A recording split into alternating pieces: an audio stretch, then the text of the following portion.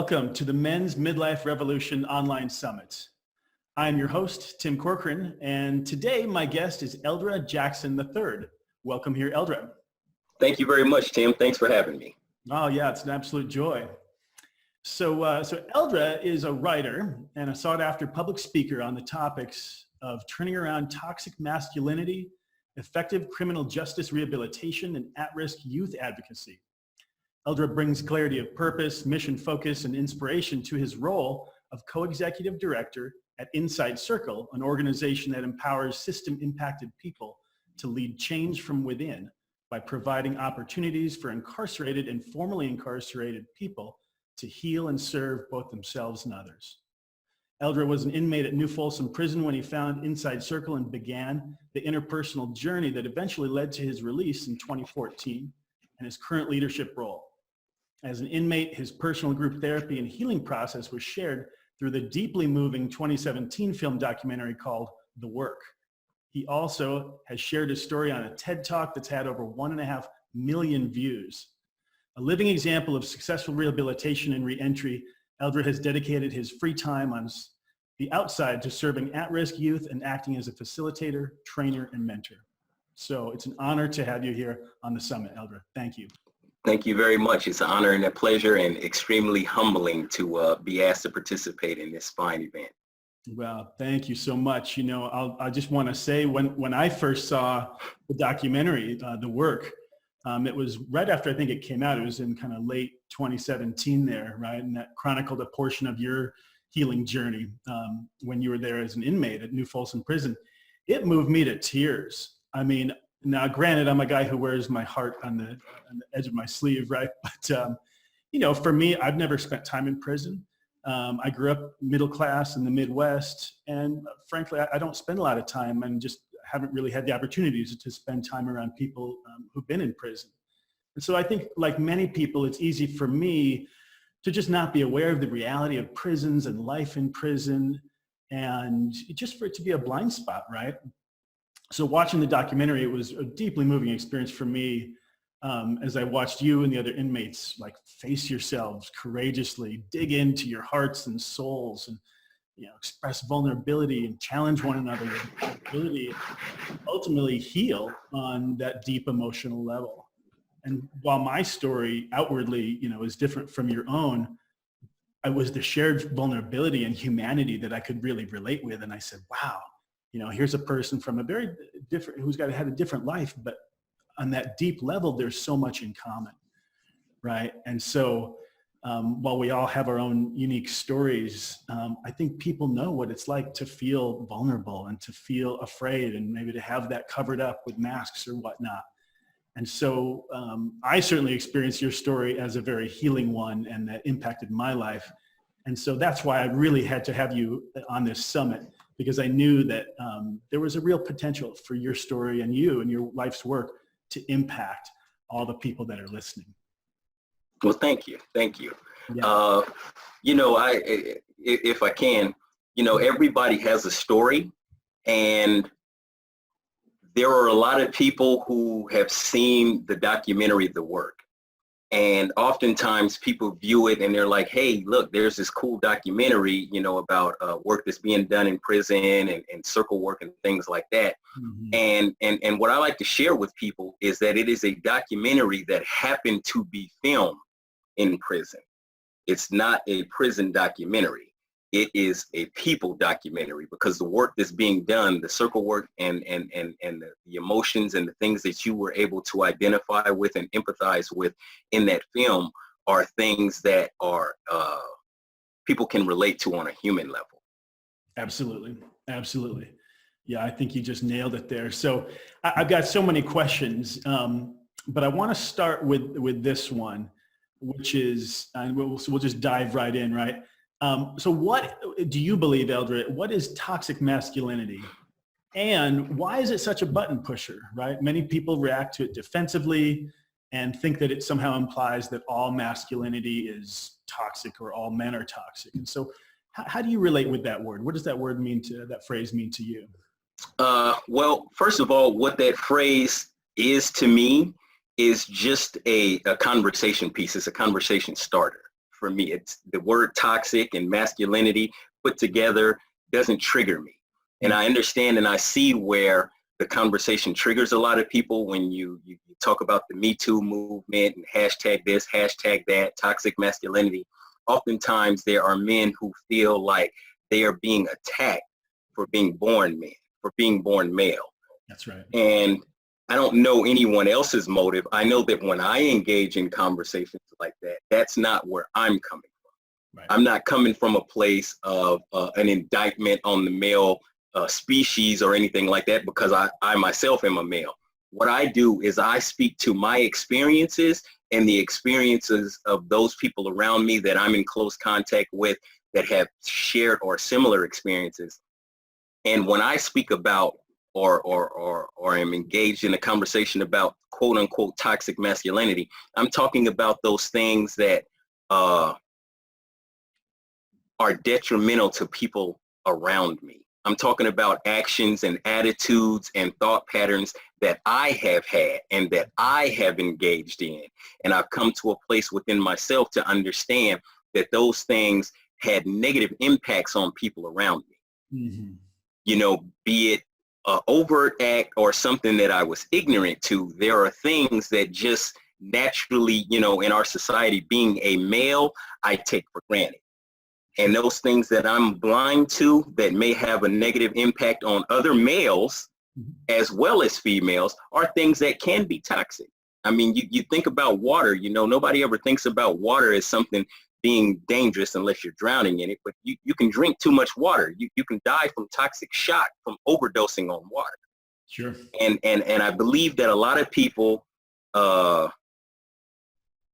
respond in the way that they do in a defensive manner because they feel like they're being attacked for being a man, and maybe they feel like that's unjust, maybe they feel like that's unfair, and they haven't done anything and they've done nothing to contribute to, you know, people feeling ill at ease or uncomfortable or unsafe.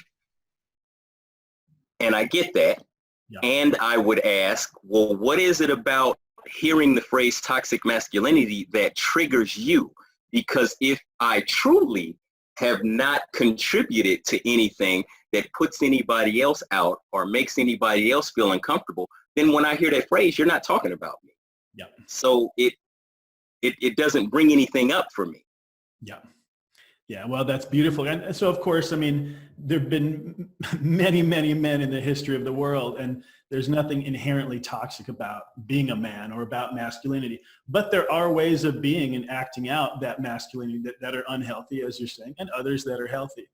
So I think it's just naming that. You know, I think of, I'm sure you're familiar with this, I think of the Gillette commercial that came out, I think it was just exactly a year ago. And what was it? Is this the best we can be? You know, and it chronicled bullying and spoke about the Me Too movement and all of that. And it was there was such an uproar about that. Yeah. Right. Yeah. Such an uproar. But I think your point is well made, that it's about, okay, what's my relationship with this idea? Have I engaged in unhealthy patterns that have been, you know, damaging to others or myself? Mm-hmm. And where am I at with that? Right. Yeah. And it may be, you know, also oftentimes people think about engaging in activities. There can also be a mea culpa for inactivity. Mm-hmm. I can see something and I can hear something, and at my core, I can understand and know that that's not quite right. But then what is my responsibility to stand up and do something about it, or say something about it, or protect someone who may be in a position, even if, you know, if it's a conversation about somebody who's not present, if it's, you know, a young lady walking down the street or a young man walking down the street, and I'm standing with a group of fellas and a conversation comes up about that person that's walking down the street, and maybe I don't say anything negative, maybe I'm not having any negative thoughts, but if I'm standing with this group and some negative energy comes up, and I don't confront that, or I don't say anything about that, or I don't, you know, let it be known and communicate that I'm not cool with that, what's my role in that? Yeah. Yeah, exactly. And what happens when we multiply that by, you know, hundreds or thousands or millions of individuals, and what's the greater impact on our culture. Yeah, It's huge. For me, it's definitely a conversation that needs to be had, because with the work I've done on myself and where I'm at in my life, and the relationship that I have with the women in my life, there are things that have come to the forefront of my thinking that I never thought about, because I'm a man. When I walk down the street, I'm not worried about somebody jumping out of alley and dragging me, down that alley, or pushing me into a van, or snatching my purse. There are just things that just never cross my mind, because I'm a man. It just never crosses my mind. When I walk down the street, I'm never afraid, ever. Yeah. That's not true for half our population. It's just not. So there's definitely a conversation to be had about that, at least to the point of, why is that? That's right. And if the term toxic masculinity is something that starts that conversation, then, oh well, I'm not married to that term. If we could name it, Little Red Martian. And if that's what starts the conversation, okay, well, let's open the door and have the conversation. Yeah, exactly. Well, so you've already alluded a bit to your story, and of course, your story is such a unique one. I don't always ask all the guests to share their story, but I think in this case, I have to ask. Can you share about your journey, Eldra? And gosh, I mean, just even the basics. I mean, it would be easy for us to spend this whole time hearing the story. And I would love that. I'm not going to lie. But just even a basic overview, how did toxic masculinity impact you? I mean, what was your journey like getting into and then out of prison? And how did you wind up as co-executive director of Inside Circle? I mean, it's been a huge journey, I would imagine. It's been a bit of a journey. It's been a bit of a journey. And for me, the beginnings of, maybe negative aspects of masculinity, or what it means to be a man or a male. And let me back up a little bit. When I'm speaking about toxic masculinity or something along those lines, I'm talking about males. I'm not talking about men. There's a big difference for me between a male and a man. And there are things that a man will and will not do, and will not put up. So when I'm speaking about toxic masculinity, I'm not talking about men. I'm talking about those aspects of just maleness. Yeah, great difference. Very, very different, because I believe that I was a man when I was 6, 7 years old. And I didn't get initiated into manhood, honestly, until I was in my mid-30s. Yeah. So for me, there's a big difference. But my journey began, in the household. I was a 70s baby. I was born in 71. And so I came up in an era where corporal punishment was legal. I don't know if CPS even existed back then. It probably did, but it had a different role. And so corporal punishment was the order of the day. So my father was a military vet. He was in Vietnam, earned a Purple Heart. And then when he came back, he was a drill sergeant. So that's the household that I grew up in. I was what they, referred to as a military brat, traveled around the world to different military bases. And I kind of grew up under the rule of, it's my way or the highway. And if you break the rules, you get your ass kicked. Yeah. And so, that imprinted, at least on me, that violence was a solution.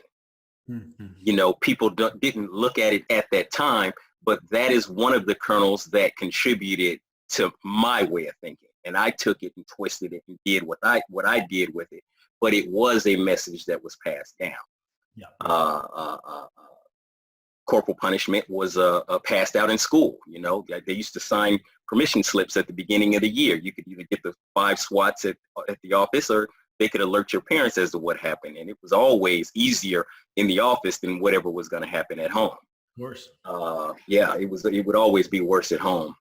So those were some messages that I took and I internalized. When I was about 7 years old, from the time I was 6 to about 8 years old, I was molested as a child by a female and a male. And so I internalized messages there. When I was with the female, she was older. I was 6, 7 years old, and she was in high school. She'd put my younger sister to sleep, and she would lay me up on her chest, and I'd suck on her breast, and she'd pretend like she was asleep. That for me, what I internalized was objectification. She was an object. There was no intimacy. There was no relationship. Now, mind you, again, I'm 6, 7 years old, so I wasn't developed enough to even be on that page. Sure. But for somebody to be laying there pretending like they're asleep and we're engaging in sexual acts, there were messages that I took in and I internalized. Her older brother came over one evening to babysit, and he wanted to have sex with me, and I declined, and he told me that, you know, that was cool. I didn't have to do anything that I didn't want to. And since I didn't want to, he'd go into the other room and see what was going on with my younger sister. Mm-hmm. Some of the messages that I had internalized were that I'm big brother, that's my little sister, I'm the protector, I have to do what I have to do to take care of her and make sure she's safe. So I capitulated to, you know, his request. And for me, something snapped during that encounter where I decided that I wasn't going to be a victim moving forward. And that caring and having a heart and having compassion and having love, all of the things that I had from my younger sister were things that put me in a position to be harmed. Those were things that put me in a position to be weak. They made me weak as a person. And later on, I transferred that onto my maleness, onto my manhood. So these are all things that planted seeds in my psyche. And at the time, I didn't have anybody around me who could identify that something was wrong. You know, I was one of those kids I was smart in school. I played sports, and I would get involved in those boyish antics, you know, breaking windows and, Sure. you know, maybe playing with matches. And the next thing you know, a fire has begun. And the question would be asked, you know, boy, why'd you do something like that? Why would you do something like that? You know better than that. I don't know. You know, and, you know, get a little ass whooping, get put on punishment or something, and that was over. Yeah. And nobody really had the wherewithal to try and get underneath the surface and figure out why things that appear to be so out of character were happening. Fast forward to, you know, about 13, 14 years old, and we're living in California, Sacramento. My dad's getting out of the military, and now I'm around gang members, I'm around that lifestyle, but I'm not engaged in it.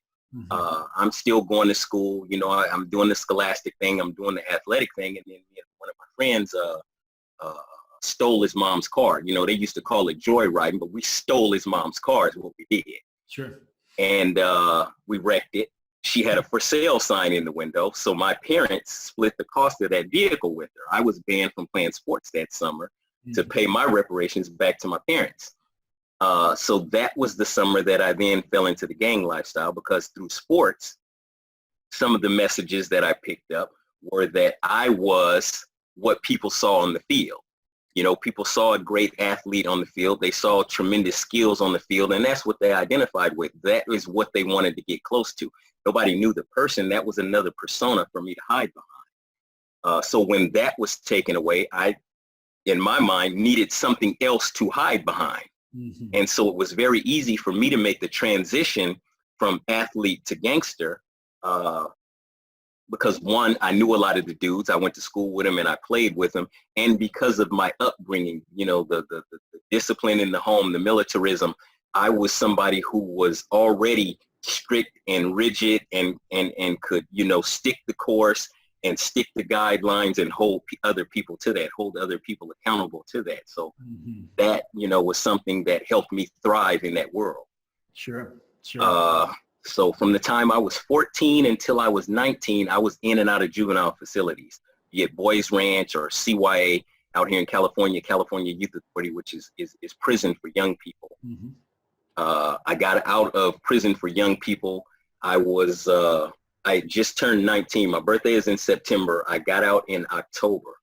I got out on October 10th, 1990. And on November 1st, 1990, 21 days later, I was arrested for the crimes that sent me to prison to serve life. Wow.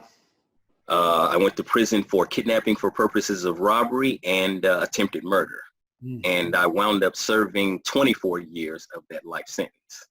Wow. Go ahead. Can I interrupt you just for a moment? So I just want to pause and just for our audience's sake, point out the fact of what a great job you've done here, Eldra, identifying, it's not just your story, but it's what you made those experiences mean and how that shaped you. Because the reality is we all do that. We all do that as human beings. But I think it takes someone who has truly inquired within, who has sought to know the truth inside their own hearts, that can understand, this is the belief I took on. This is how it impacted and shaped my perception. And so we're seeing that now, but I'm guessing that personal insight didn't come until you had done a pretty in-depth journey into yourself. Yeah, that had come after a tremendous amount of time in prison, because I went inside. I wasn't one of those dudes that, got a life sentence or went to prison and had a come to Jesus moment and was like, oh, I got to change something. My life is not right. No, I went in and I was still, on the same garbage that sent me to prison. Okay. So still involved in. You were 20 years old then, approximately, give or take, when you went in, and you were in there for the next 25 years to what, 40, 45 years old? Till I was 44 years old. Yes, sir. Wow. Yeah. So I grew up in prison. I grew up, in penal institutions. And maybe a dozen or so years into my prison sentence, I was getting released from the SHU. And the SHU is an acronym for Security Housing Unit. It's the whole, solitary confinement. I had been sentenced to the whole for a couple of years for assaulting another prisoner with a weapon. Mm. And that's when I hit my rock bottom while I was serving that final solitary stint, because I was in a building with Charles Manson and Sirhan Sirhan. And for those who aren't familiar with California, they're two of the most notorious prisoners in the California prison system, in California prison history. Charles Manson's famous for some, helter-skelter stuff, and Sirhan Sirhan assassinated Robert Kennedy. Yeah. And they were in the other half of the building that I was housed in. And at that point, I had been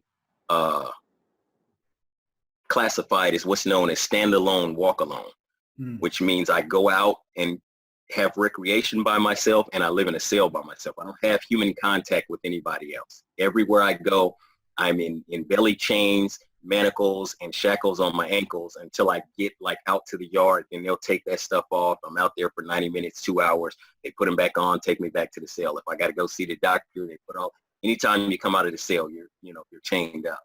And these dudes, I'm watching them as they go out, and they're out around other people. Yeah. Charles Manson never killed anybody, but he convinced a group of people to slaughter a bunch of people trying to start a race war. So he's somebody with the gift of gab, as they say, who can convince other people to do other things. So I'm looking at this and I'm trying to figure out, to this point in my life, I've never killed anybody, but I'm inches away from death row. How did this happen? With the background that I started with, sitting where I'm at now. And that's when I started the inquiry. I didn't have the answers. I didn't know where that was going, but it set me on a path that led me to Inside Circle when I was released from the hole and sent to New Folsom. Okay. So how did you first get exposed to Inside Circle? I mean, it just sounds like a 180-degree shift. I mean, from a hardcore convict life in prison and solitary confinement and all this to, touching your heart and getting in touch with your feelings. My God, what happened? Well, what happened, to give you a little bit more of the story, while I was in the hole, I knew that the things that I had been engaging in were not conducive to getting out of prison. Yeah. And I didn't believe that I would be paroled, because at that time, no one was being paroled from the California prison system. So I felt that my next best option was escape. Okay. And I knew that I wouldn't be able to get to a lower levels facility and not have the guards really paying attention to me, so long as I was still engaged in what I was engaged in and identified and associated with the people that I was associated with.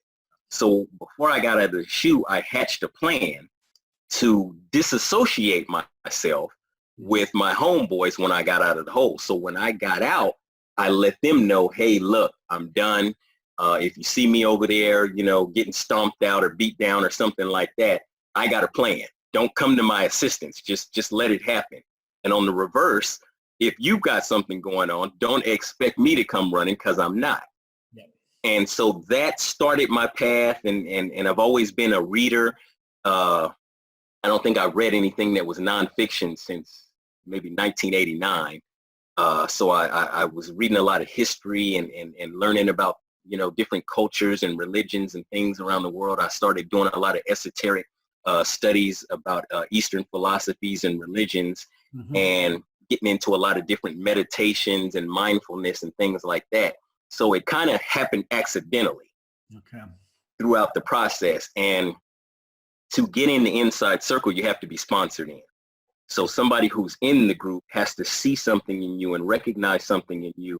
And then, you're nominated inside of the group, and then they sponsor you in. So there were people who had been watching me and saw that, I had stepped away, number one, from the gang life, but that I was also on a path of, so-called enlightenment and looking for another way.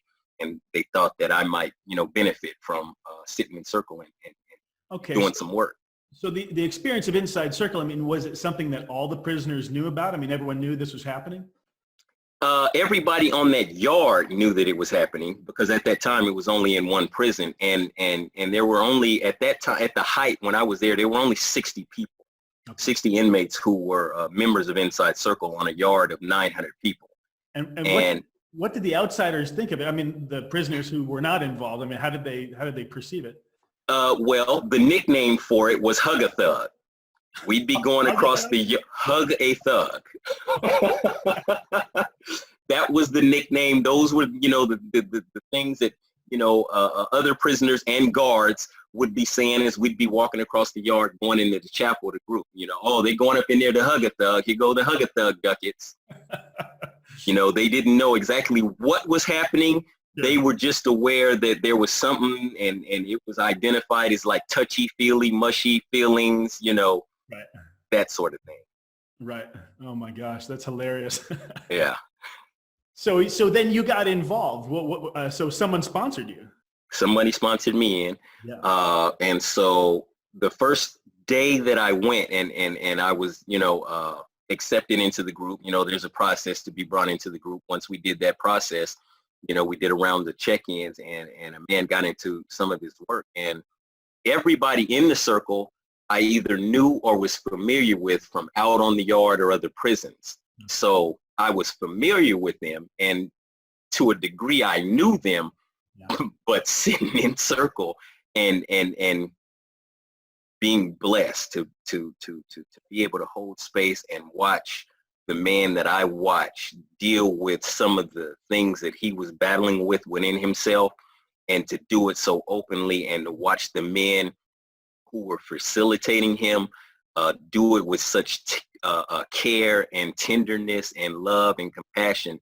It rocked my world. It was not something that I was expecting. I'd heard the term Hug a Thug, and this was definitely not Hug a Thug. Right. This was, I was, in the presence of God watching miracles. So even just observing the work, you're saying before you even participated in yourself, it sounds like it was transformational. It was transformational, and it always is, because there's no way, in my experience, that anybody who sits in circle, even if you are not the individual who's actually going through the process and doing the work, whoever is out on that carpet doing the work, they're doing your work. Yes. And if you've got any shred of humanity inside of you, something in you is going to connect with that person, and you're going to be touched, and something is going to come up within you. Yeah, exactly. I mean, I've never been a part of Hug a Thug, but in my own men's group, and the work I do, we always say, one person's healing is everyone's healing. Yes. You're saying we're human beings. We can't help but to feel it. If somebody else is taking that journey and excavating that vulnerability, maybe expressing a deep, dark secret they've never said their entire life, you'd have to be you have to be full of cement or something to not have that change you, right? Yeah. Oh, that's beautiful. It's the story, the story, what we like to say is the story is simply the gateway to get to the emotion. And everybody's story is unique and different, and we utilize that to separate ourselves and make ourselves special from others. But once you get to the root of the story and start to hit the emotion, the anger, the fear, the joy, the sadness, the shame. There's not a human being on the face of the planet that can't identify with that. And once we start touching on that and working with that, like you say, whoever's on that carpet doing the work, they're doing it for everybody. Yeah, absolutely. Okay, so, and I got a lot more questions about the work itself and how you experience that, because I know everyone kind of experiences it a little bit differently. But if we can, just kind of fast forwarding a bit. So then how long were you involved with Inside Circle, and how did that lead to your ultimate release and then co-executive director? Well, I was on that yard and going to group, we called it group, for 6 years before I transferred to another prison. Okay. And they didn't have Inside Circle at the prison that I transferred to and eventually paroled from. But the tools that I picked up, I continued wherever I went. I took those tools with me. And so it's something that since I got involved with it in 2004, it's been with me, on a daily basis ever since. I could say that it contributed to my eventual release from prison because it put me in a place where I could take responsibility for my actions. I could understand the nexus of where my criminality and antisocial behavior came from, and I could articulate it before a panel of former law enforcement officials to the degree that they felt comfortable having me as their next door neighbor. And that's the only way to get parole. In California, if you have to go before a parole board, is to convince a panel of former law enforcement officials that they wouldn't mind having you living next door to them and their children. That's a high bar. It's an extremely high bar. I went to board 3 times before I was released. Wow, Eldra. Amazing. So, but you did pass that threshold. You made it through. And so when you got out, were you immediately involved, like on staff with Inside Circle, or how did that play out? No, I wasn't immediately involved on staff, but I was immediately involved with fundraising.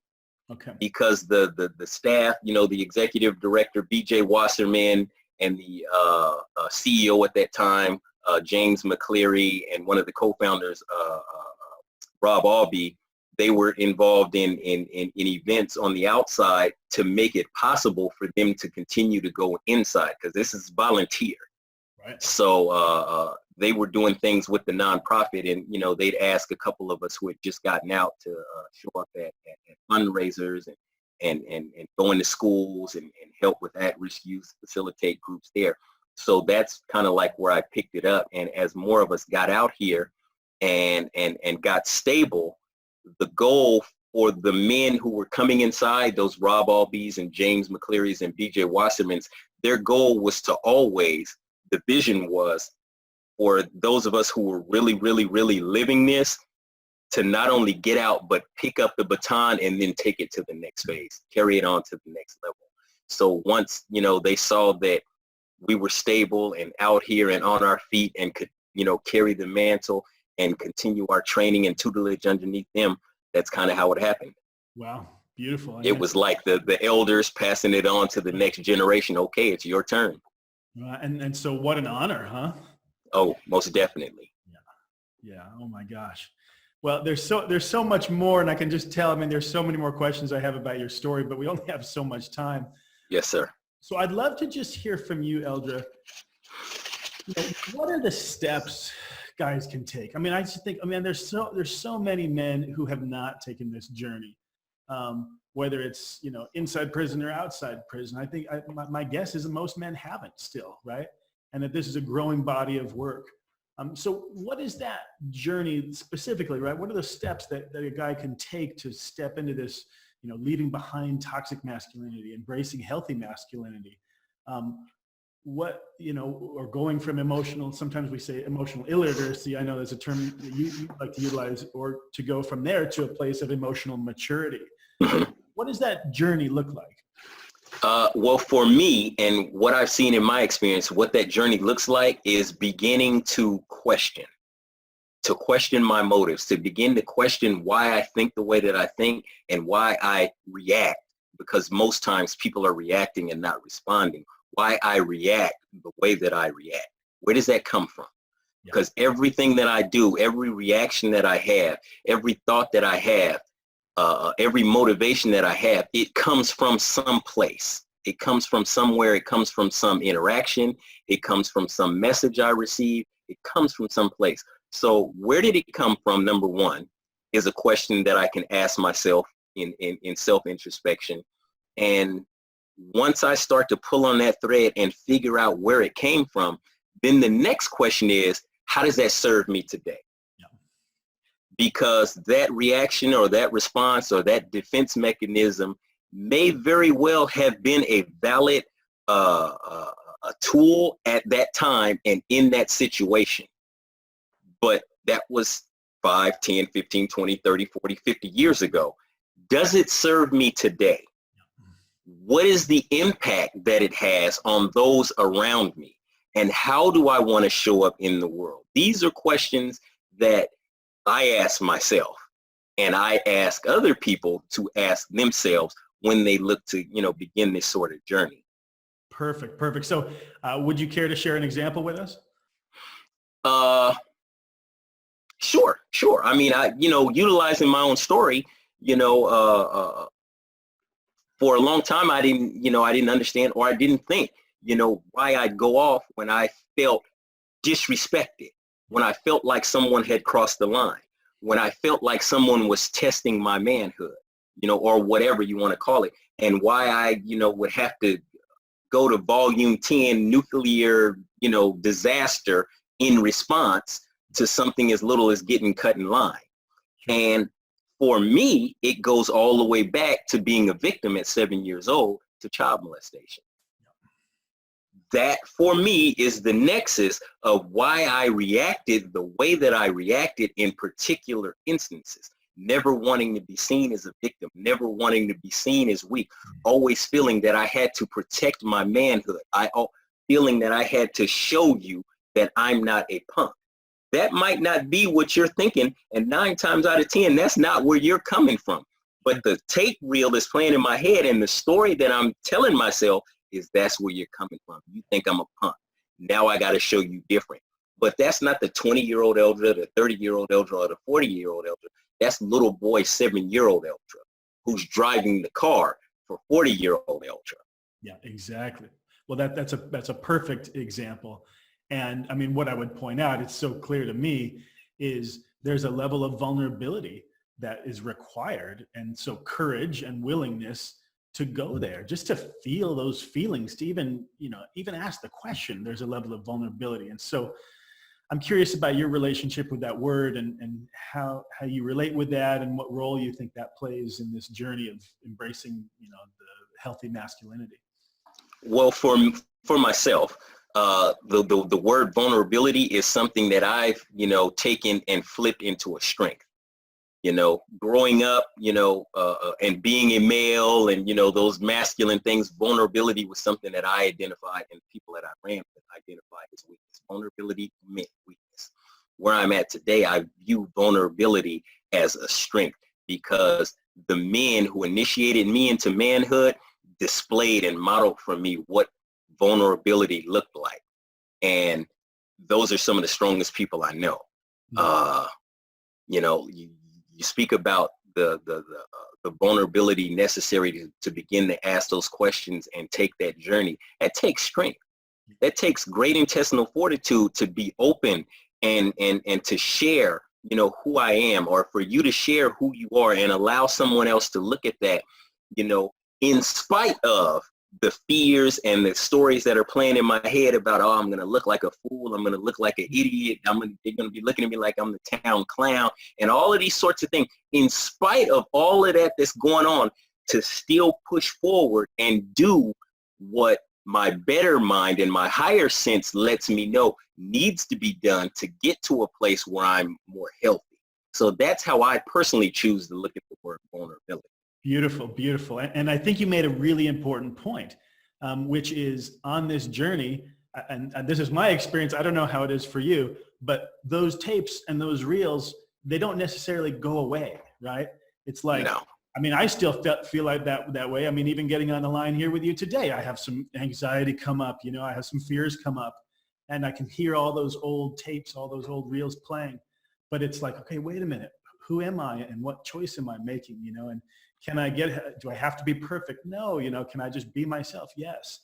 And so that's one thing I think I really want our listeners to hear and to take in, that all of that stuff doesn't necessarily go away, but we can have a different relationship with it, is what I'm hearing you say. Most definitely. It probably won't go away, but it goes back to the question of, okay, well, where does that particular message in that tape come from? How valid is it, and how does it serve me? Where does it hold me back in my life? Where can I identify? Because if I'm being truthful and honest with myself, then I can look back in my life and see where I've stymied myself and maybe not taken advantage of opportunities and shown up the way that I could or want to in life, because I listened to those tapes and allowed that to rule the day. So there, right there, if nothing else, is the motive to begin to question where these messages coming from and how does this serve me today? And is that who I want to be moving forward tomorrow? Beautiful. And so here's another question. When it gets really tough for you, like these days, whether it's, I don't know, anxiety or the tapes are particularly loud, what kind of practical tools do you use in order to choose what's truly best for you? The easiest thing that I go to is to stop and breathe. Yeah. That's the easiest thing that I can go to, is to follow. It goes back to my mindful meditation practices, is to stop and follow the breath and then come from that point. Because if I just react, I'm a fuck up. Period, point blank. That's what I do when I react. So I need to stop, and I need to focus and find the breath, and then find those spaces in between the breath, because that's where I find my peace. And then that's when I can start to settle and start to, process myself and ask questions and see, okay, what's really going on here?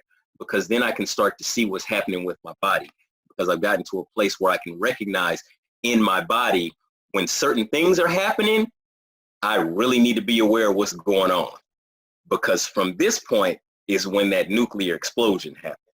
Absolutely. So this is another huge one, is the somatic awareness, the awareness of the body, right? Yeah. Classically, for so many of us men, we live in our heads, we're like just a walking head. We're disconnected from the sensations in our bodies. And yet that's so much of the source of who we are, for good or for bad. So any tips that you might give to our listeners just about what does that mean to connect in with your body and pay attention to it and work with it in that way? Oh man, it means the world, because my body's not going to lie to me. My body is not going to lie to me. If I'm in a situation and if I'm paying attention to what's happening with my body, if I can find that space and I can notice that my jaws is clenched and my teeth are grinding and my fists are clenching, and I can start to feel that heat up under the collar, and I'm sweating up under, the armpits, and I get that feeling in my stomach. I call it the I got a boo-boo guts. Something is going on. Something's going on. And so if I am aware enough to be able to recognize that something is going on, then I can hopefully be aware enough to step back and look at what's going on, and look at it, from a hopefully a rational and sane perspective. Just like as a male, it's very easy for me to pay attention to my body when I'm excited and I get an erection. My body's talking to me. It's telling me something. It's sending a message. It's not lying to me. It's letting me know right now something's happening and it's exciting. That's right. So if I can transfer that to other areas, that's great. Yeah. My body's not going to lie to me. It's going to be my most faithful and trustful ally, because it's never going to lie to me. Beautiful. I love it. I love it. That's a great starting point, right? To go to our sexuality, right? That, you have no question there. Yeah. Okay. So, and then let's talk about emotions too. I mean, you were mentioning this earlier, right? I mean, I always work with the 5 big emotions. We got joy and anger and sadness, fear and shame. And I think, I mean, it's I think pretty well known for us men here in this society. Anger is perhaps the one acceptable emotion that we can express, right? And so oftentimes it covers up a lot of other stuff. But in my experience, so, like if I'm working with people in a group or one-on-one, So one of the most, I think, impactful ones has got to be shame. Mm-hmm. In terms of our relationship to ourselves, and what did we make those, less than ideal scenarios, those traumatic experiences that maybe we had as kids, what do we make those mean? And so what would you have to say about emotions and shame in particular, and what the healing journey looks like with that? Well, emotions, shame, and that healing journey, what that looks like is being open, man, finding courage, because the for myself, the greatest emotion that I battle with is fear. And that fear for me can be paralyzing, and it can keep me from doing the things necessary to be whole and healthy, to start to move in that direction, to start to live, allowing shame to run the show, because I'm afraid that if you see my shame, you're going to look down on me. I'm going to be viewed as less than, or better yet, I'm going to see myself as less than based on how you see me, or I perceive that you judge me. So what that journey looks like is, it's rough, it's hard. I'm not going to sit here and lie and tell people that, oh yeah, all you got to do is this and everything will be okay, because that's bullshit. It takes commitment, it takes dedication, and I like to relate it to, alcoholic or somebody who is a recovering drug addict. You one day at a time. What I did yesterday doesn't matter, because now I have to do it again today. If I fall off the wagon today, everything that I did yesterday is shot, because I have to start all over. So every day I awaken, I have to commit anew to being open to feeling emotions, be it joy, be it shame, be it fear, be it whatever. Because if I don't, I'm shortchanging myself. And we started this conversation talking about prison. There are, 6-7 billion people on the face of the planet, and billions of them have never seen a prison or don't know what a jail looks like, but we imprison our own selves. We imprison our minds. We imprison our souls. We make ourselves captives inside of our own concentration camps based on fear of emotions, based on a lack of willingness to engage in our emotions, or a willingness to investigate and understand what they're all about. That's why oftentimes, we see people mask truth behind anger, behind rage. If I really look at, why did I bust him in the head with a hammer? Oh, it's because he pissed me off. If he wouldn't have pissed me off, I wouldn't have bust him in the head with a hammer. Well, the truth is, if I look at it, he hurt my feelings. Yeah. And I masked that pain with anger, because it's socially acceptable for me to show anger and for me to show rage and pound on my chest and be like, me, alpha, you crossed the line. That's bullshit. He hurt my feelings. Yeah, exactly. And if I can just identify that in myself and say that, we'd have a very different world. Hugely different. Oh my God, right? I mean, you imagine what our world would be like if every boy was trained in this, if every boy had adult males, uncles, fathers, teachers, modeling this, showing them that. I mean, it's phenomenal. I want to go back though to something you said. So, this idea that when we haven't made this emotional journey into our hearts, that it really is like being in a prison. I thought about that, and I was like, why, when I first watched your documentary, the work, I was like, why is it so, it just called to me. It was like a magnet. And I had to admit, I was like, wow, as I look at my own journey before I did my work, and it's ongoing, it never ends. But before I started, it was really like living in a prison. I mean, there was so much that I was not expressing and doing with my life, and so much I was afraid of, and where shame had me shackled, as you're saying. I was totally living in a fucking prison, man. And when you do this kind of work, and it's scary, as you're saying, I would agree 100%. It's not easy. But when you do this work, I'll tell you what, it sometimes feels like literally getting out of jail. Now, I can't really speak to that. I've never been in jail, but I can imagine, It does. I can speak to it because I've been to jail. Yeah. And when I started doing this work in prison, in New Folsom, on a level 4 maximum security prison, for those 6 years that I was there, and for the remaining, started in 2004, got out in 2014. So for 10 years, my last 10 years in prison, my last decade in prison, I was the most free as a person, as an individual, as a soul than I had been my entire life. You know, I was doing life and I was happy as a person. I'm not saying that I was happy with my physical situation, but internally, had I died in prison during that time, I would have died peacefully because I liked who I was. I was in love with who I was as a person. When I looked in the mirror, I smiled because who was looking back at me had a soul and I could connect with the spirit. Eldra, oh my God, man, that is like the most moving thing maybe I've ever heard. I mean, it's just sending chills up and down my spine, man. It's so big, you know, and I mean, that experience. I mean, I've had my moments like that, and that so much is what I want for our listeners, right? That's what I want for the world. That's why I've faced my fear to get up here and put together this summit and reach out to people like yourself, you know. I mean, it's beautiful. Okay, so many other questions. So, okay, one thing I got to acknowledge. So our listeners probably don't realize this. Today is January 20th, 2020. It is Martin Luther King Jr. Day.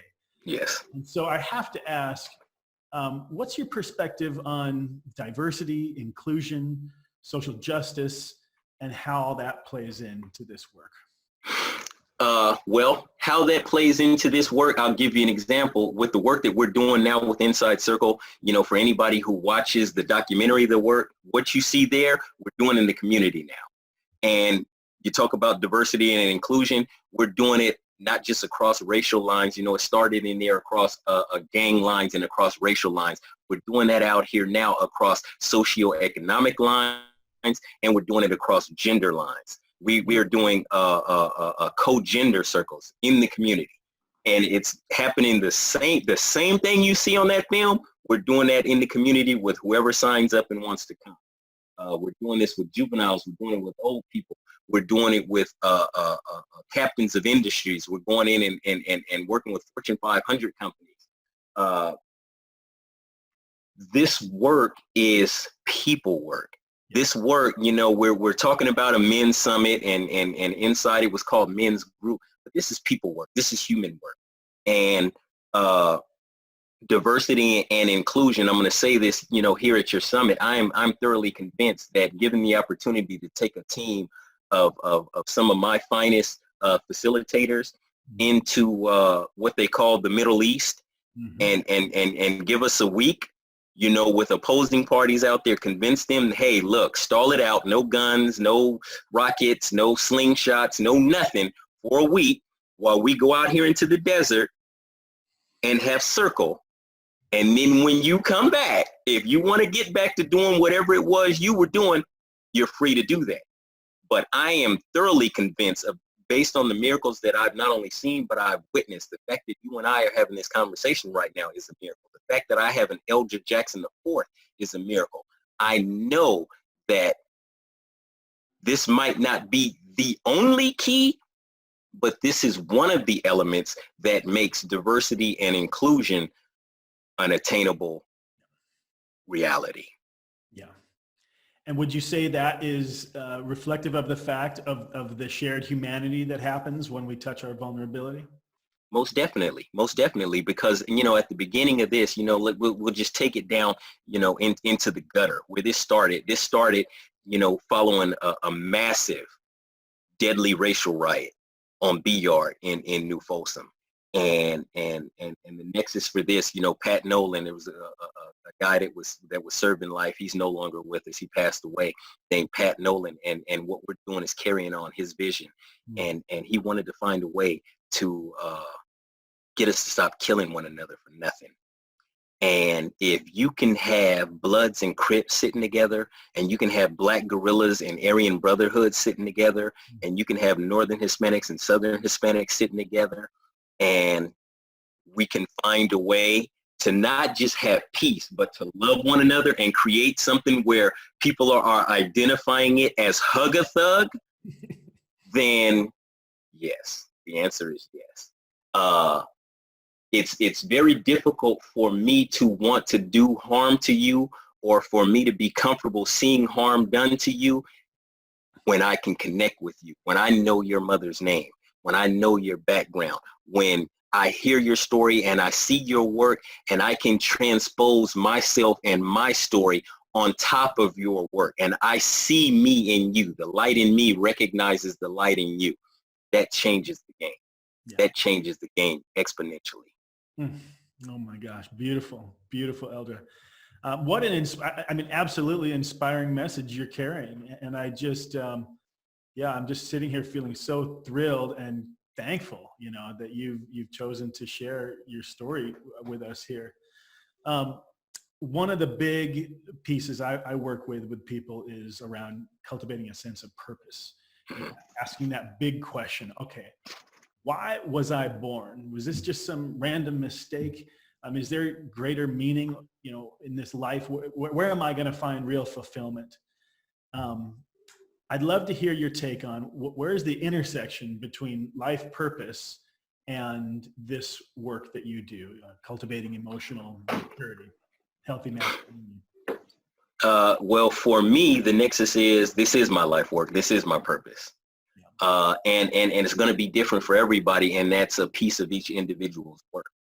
When I begin to ask those questions and surrender to spirit, surrender to the energy, surrender to the forces and the magic that happens in those circles and the revelations that come from doing this work, that's when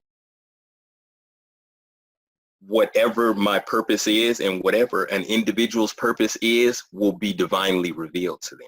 I've seen it a million times. Yeah. And in my experience, an individual can't help but find a sense of purpose once you get to know who you are, truly who you are at your depth and at your core. Because from that place, from my depth and from my core, I then begin to make decisions about who I want to be, about how I want to show up in the world, about what I want my impact to be in the world. And the only way that I can do that is to have a sense of purpose. And once I've, started this journey and begun to do this work, it can shape and form and mold what my purpose was. Because I think everybody moves with, some sense of purpose. It might not be something that they identify with, and it might not be, utilizing the best of their, gifts or talents. But when I begin to, do that self-introspection and go deep, I find that purpose. It's revealed to me.